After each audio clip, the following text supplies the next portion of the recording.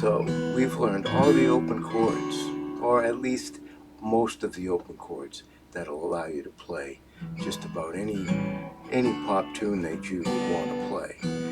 So in this episode, let's take a look at a couple of different avenues we can take in our journey forward, because as we know, no matter how much we know, there's always something more to learn.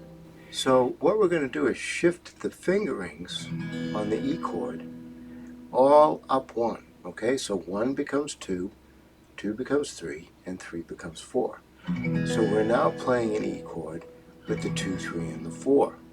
This allows the first finger to run free, and then we can simply go up to the first fret for an F chord, up to the second fret for an F sharp chord, up to the third fret for a G chord, and all the way up the neck, okay? And by saying that, remember that when we played the E, and then we played the E minor, and then we played the E7, now when we play on any of the bars, let's choose the G, okay?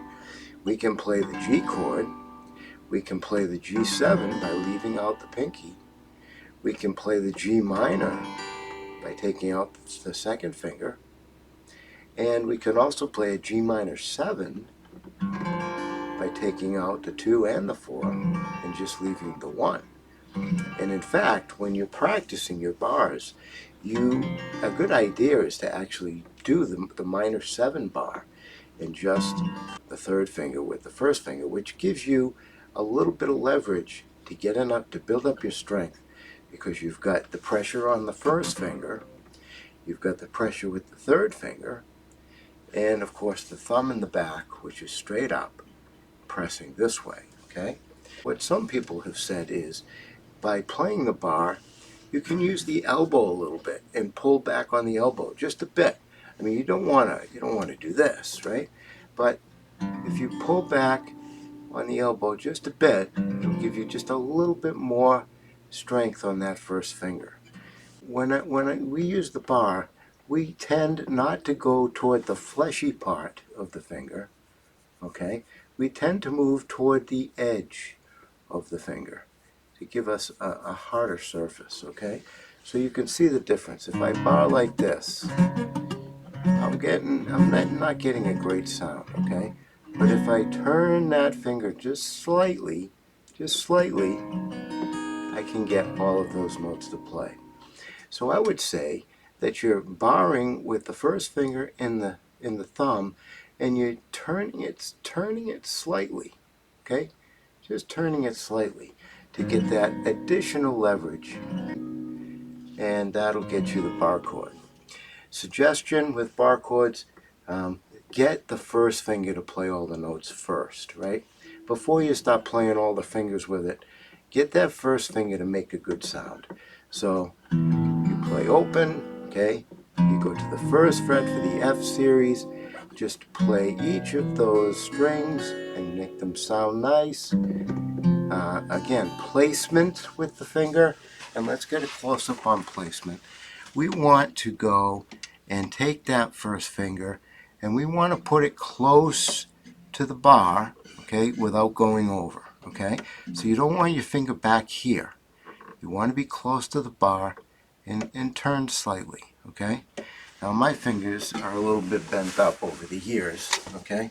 But most young people will have nice straight fingers, and they go right across those bars.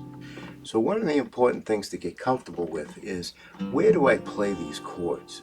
And get to know your guitar neck, okay? So open is E, 12th fret is again the next E, okay?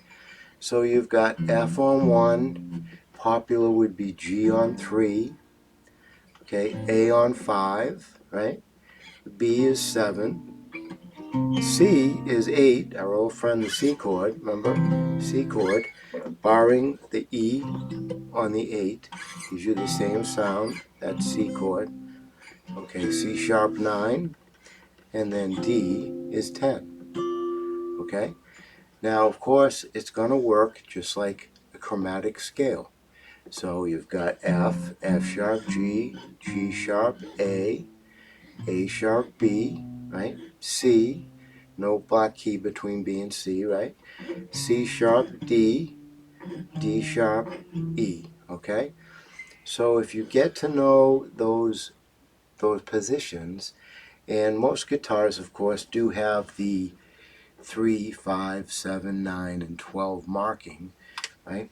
So if you get to know what those markings mean and what those chords are, it's very helpful. Like you're playing along in E, right, and then you want to go to A, you know that A is 5, right? So you're playing in E, go up to A, which is 5, okay? Now with the A series. So now the 5th string is an open A, right? Which means at the 12th fret, an A. And then we follow it up the fret. B flat would be the 1st fret, right? B natural would be the 2nd fret. C would be the 3rd fret. We go up to the 5th fret, D, right? Go up to the 7th fret, we get our E, okay? And basically it works the same way as the E series. You can play a B flat chord, you can play a C chord, you can play a D chord, okay, D, notice there's our open D, right? Whoops. And you can see that the A, once you get all those fingers cramped up in here, it gets tough as you get to the smaller frets, right? So what people will typically do is they'll just use the 3rd finger and they'll bar across. Instead of cramming all those fingers in, just use that 3rd finger. And try to stay away from the bottom string, because remember when we studied A, that bottom string will give you a 6th, okay?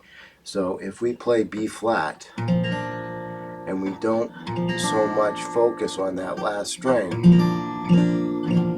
we're getting a B flat chord, okay?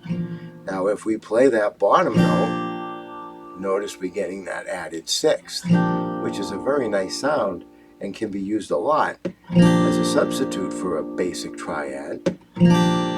Anyways, you'll see a lot of people doing just the 2 fingers like this going up the neck. And this, again, is a good thing to practice, okay?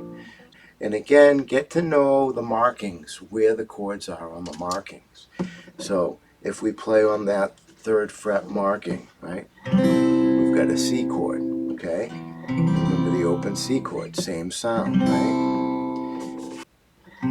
Okay, so just as we can do a C major, right, we can do a C minor. Just changing to the A minor chord, again, moving every finger up 1, and then that 1st finger is available. And actually on the minors, on the A series, you probably are going to find they're more comfortable to play. Okay, so again, minor, A minor 7, right? And all of these things are transferable into the bar. So I can play C minor at the 3rd fret. I can play D minor at the 5th fret. I can play E minor at the 7th fret, our good old friend E minor. If I strum that at the 7th fret, that's an E minor chord, right? That should sound the same as our first chord we ever learned, E minor.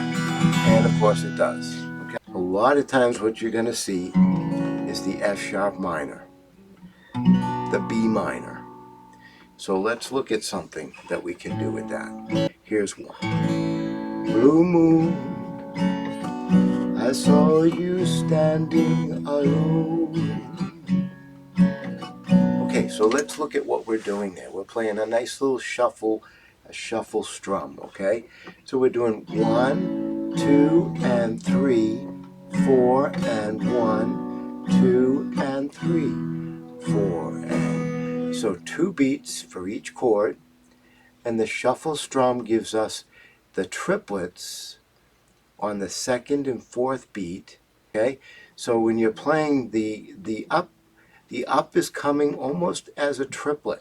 Notice I'm very slow. 1er and 2er and 1er and 2er and. So when we say shuffle rhythm, or we say lazy eighths, or some people will also refer to this as a swing rhythm, what we're basically doing is turning it into triplets. The first one gets 2 of the triplets, and the second one gets the 3rd triplet. So again, what we've done there is we've taken the A, we've taken the F sharp minor from the E series bar, and then we've taken the B minor from the A series bar. So you're combining both bar techniques into one song, and you'll find that this is a common thing. F sharp minor to B minor, back to E. So that should be helpful to get that going. And so, now that we have completed the 10 steps, you should be in pretty decent shape to get out there on the road. But I do request that you continue to subscribe, because the journey is long and there is much, much more to learn with guitar. I continue to learn every day. So join me again next time and keep on strumming, or in my case, picking.